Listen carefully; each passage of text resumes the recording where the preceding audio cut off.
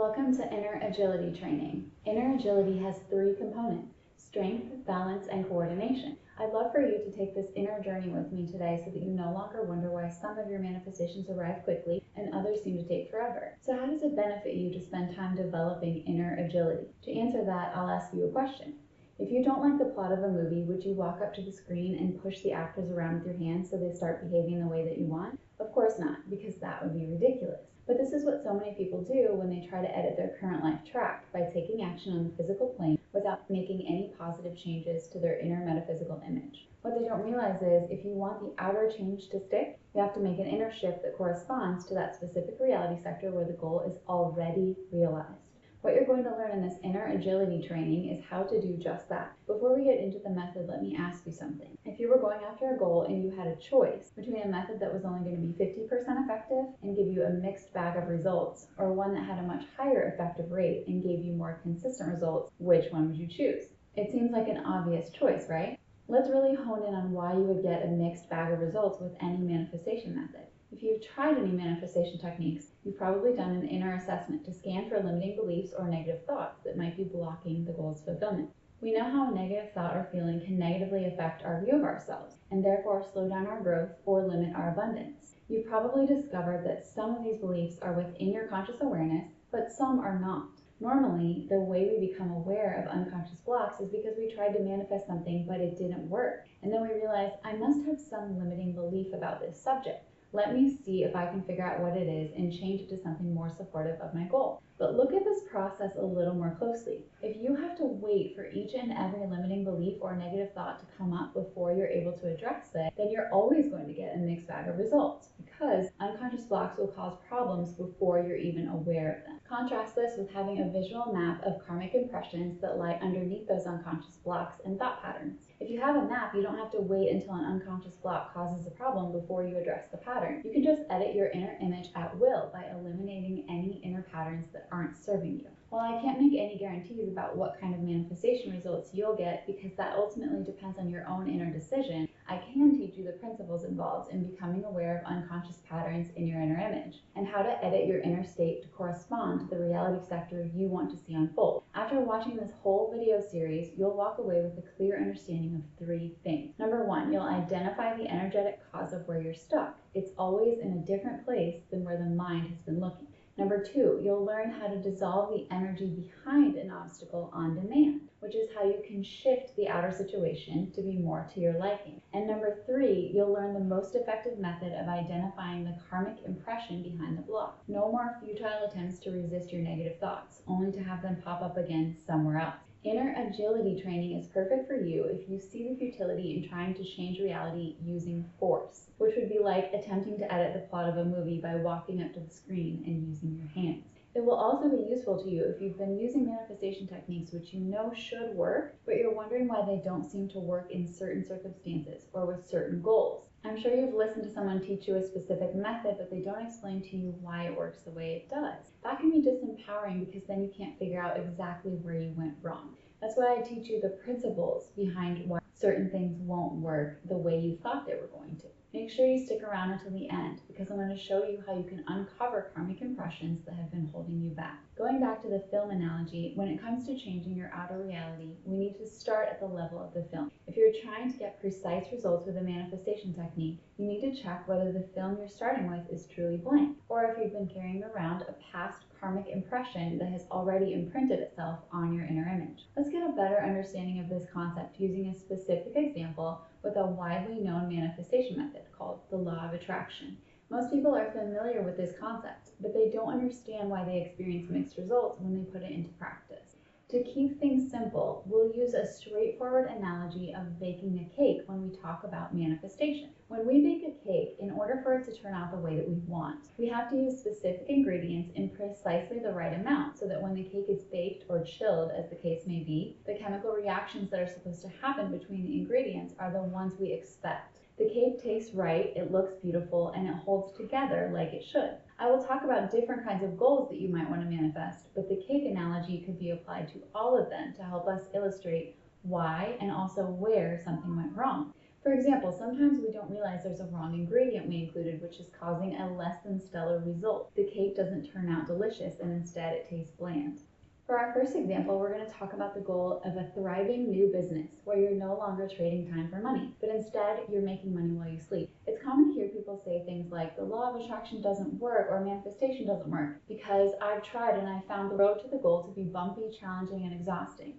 That's because there's something hidden going on, like including a wrong ingredient that I just mentioned. So instead of just accepting that this is the way it has to be, I'm going to show you how there are invisible ingredients in the cake that you didn't realize were there, which are slowing down your manifestation. Then you'll be able to see why I'm telling you it's so satisfying to be able to perceive those and then address them as they arise. Let's say you decide to start a business selling digital goods because you no longer want to trade time for money. You would prefer to create income streams that make money while you sleep. You probably know the protocol for getting this law to work in your favor. Essentially, it means to think, feel, and breathe your new vision. You write down all the details of the business, what your new daily habits will be like, and who you will be spending your time with based on your new venture. You consider the nuances of your improved personal life, and you feel into your new sense of self-worth. As you imagine the situation where your new customers are raving about your product, new positive emotions arise within you. You happily begin to adopt your new identity. It's these new emotions and thoughts which will be reflected back to you because the nature of reality is similar to a mirror, except that the reality mirror works with a delay, which we will discuss in a moment. Let's look at what's happening behind the scenes on a vibrational level first. We've already said that if we don't like the events happening in a movie, it's no use trying to use our hands to manipulate the actors. We have to start at the level of the film in order to create a new story. Similarly, we start by changing our thoughts, feelings, and attitudes in order to change our outer world. These are like the ingredients that go into our cake. The poignant question for our purposes is, are we truly starting from scratch? Is the metaphorical mixing bowl that we're using actually empty? Or are there ingredients that are undetectable to our physical eyes, but are nonetheless having a detrimental effect on our cake or our finished manifestation because we have been carrying them within our inner image without realizing it? Let's see what happens next in your new entrepreneurial venture. Things progress steadily as you launch your business.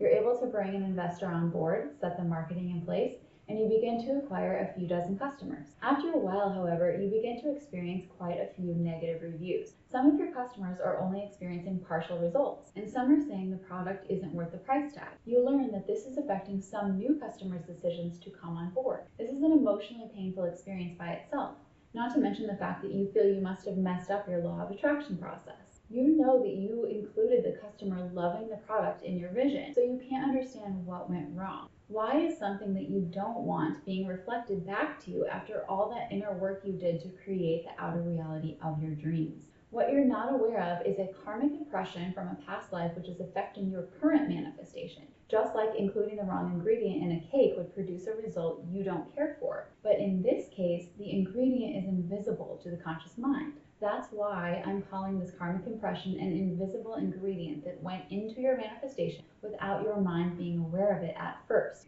It's possible that you lived in extreme poverty in a past life while working for others who belittled and humiliated you constantly. Even though you knew they were abusive, you allowed it because you inwardly felt that you deserved it. You couldn't see any way out during that lifetime, and you made your transition out of that incarnation still facing abject poverty both financially and in your relationships.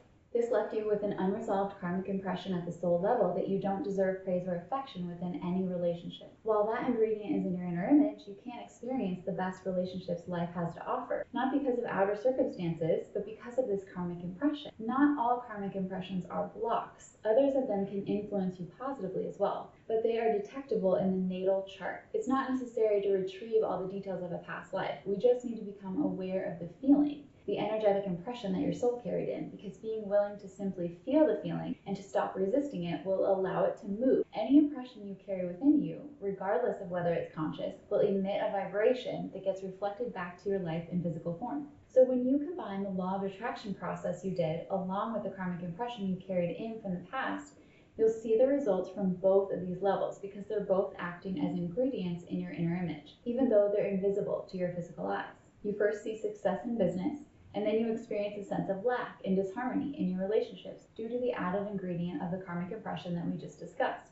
This illustrates why you can sometimes feel like the results you receive are all mixed up. Being unaware of the karmic impression means that you might conclude that you're doing something wrong with your manifestation technique at the conscious level, even though you aren't. The technique itself is working just fine. It's the karmic impression and all of the emotional blocks and negative thought patterns that it elicits within your inner image, which is responsible for the physical manifestation that doesn't feel satisfying to you. Once you restore the inner image to a state of health by letting go of the resistance to the karmic impression, you're no longer denied the miracles which are your natural birthright. I want to give you a visual example that demonstrates the layers where these blocks occur. This stack illuminates in a clear, linear order why it doesn't work very well to just say, I'm going to change my thoughts about this subject to something more positive. For now, focus on the two most superficial layers on the top, the emotions and the thoughts. The kind of thoughts we have are dictated by the frequency of specific emotions that we're holding in our inner image. We are complex beings, so there's never just one emotion at a time, but let's use fear as an example.